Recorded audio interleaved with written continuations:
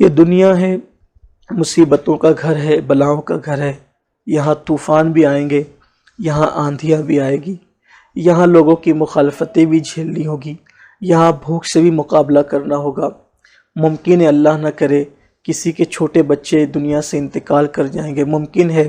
آنکھوں کے سامنے کسی کے والدین بھی کوچ کر جائیں گے، ممکن ہے بیماریاں بھی ہوگی، ممکن ہے نوکریاں بھی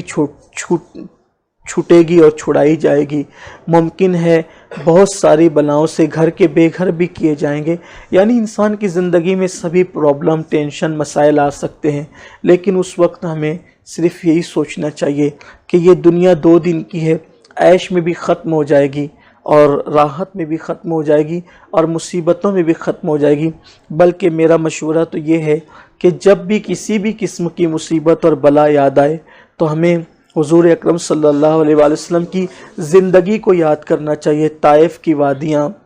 مکے کی گلیوں میں کانٹوں پر چلنا،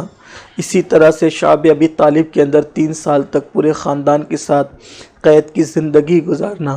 اور اللہ اکبر جو مسائل ہیں۔ پھر اس کے بعد کربلا شریف کو دیکھ لیں کہ جو مسائل ہیں، ننھے بچوں کا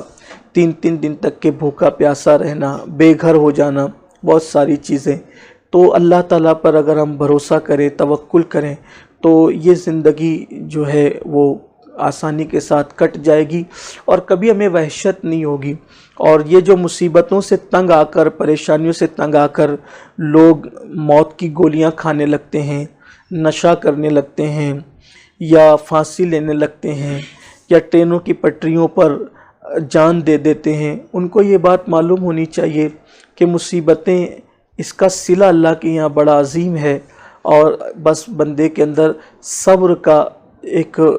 جو ہے وہ جذبہ چاہیے اور صبر کی قوت چاہیے، اس لیے کہ صبر کرنے والوں پر اللہ تعالیٰ کا بہت بڑا انعام ہے۔ شکر اور صبر انسان کی زندگی کے 2 پہیے ہیں۔ نعمت ملے شکر کرو، اللہ نعمت اور زیادہ دے گا، لئن شکرتم لازیدنکم، اور مصیبت آئے تو صبر کرو، صبر کرنے والوں کے ساتھ اللہ ہے،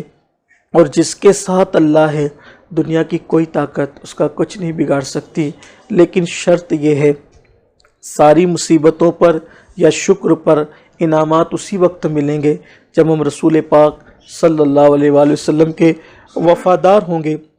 اگر وفاداری ہمارے اندر نہیں ہے تو پھر کسی عمل پر کوئی جزا کی آپ امید نہ کریں۔ اس سے گزارش ہے، سب سے پہلے اپنا رشتہ وفا مصطفیٰ جان رحمت صلی اللہ علیہ وآلہ وسلم سے جوڑیں، کیونکہ کی محمد سے وفا، تو نے تو ہم تیرے ہیں، یہ جہاں چیز ہے کیا، لوح و قلم تیرے ہیں۔ اور جو بھی مصیبتیں بلائیں آ چکی ہے یا آ رہی ہے یا اللہ نہ کرے مستقبل میں آئے گی، تو ہم ان چیزوں کو بار بار دہرائیں۔ بس یہی ہے کہ ہمیں اتنا یاد رکھنا چاہیے کہ مصیبتوں پہ صبر کرنے والوں کو اللہ کبھی ضائع نہیں فرماتا، بلکہ اللہ اس کا صلہ عطا کرتا ہے۔ ایک رات کا بخار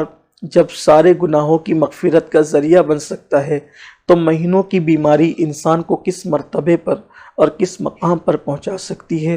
ایک رات کی بھوک کی شدت جب انسان کے گناہوں کا کفارہ بن سکتی ہے، تو کئی دنوں تک کی بھوک اور پیاس کو اٹھانا انسان کو کس مقام اور مرتبے تک پہنچا سکتا ہے۔ اور اس پر ہمیں اللہ کا شکر ادا کرنا چاہیے کہ اللہ نے جسمانی مصیبت اور بلاؤں میں ہمیں گرفتار کیا، لیکن اللہ تبارک و تعالیٰ نے ہمیں اپنی یاد سے